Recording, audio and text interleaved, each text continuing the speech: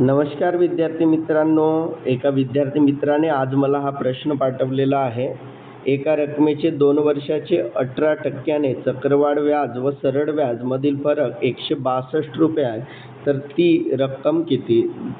तर बघा विद्यार्थी मित्रांनो, या प्रश्नाचं उत्तर आपल्याला काढता येईल. याचं जर आपण सूत्र पाहिलं तर सूत्र अशा पद्धतीने असेल: फरक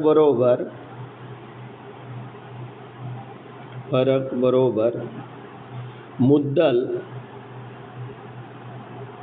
गुणिला दर भागिला 100 आणि वर्ग. पण विद्यार्थी मित्रांनो, आपण याला शॉर्ट मेथडनं काढण्याचा प्रयत्न करू. तर शॉर्ट मेथड अशी होईल बघा: मुद्दल बरोबर फरक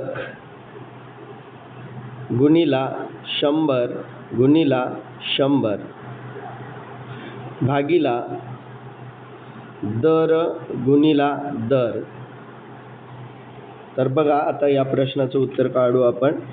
तर विद्यार्थी मित्रांनो, फरक किती दिलेला आहे बघा. मुद्दल बरोबर फरक दिलेला आहे 162 रुपये गुणिला 100 गुणिला 100 आणि त्यानंतर व्याजाचा दर 18% आहे, तर 18 गुणिला 18.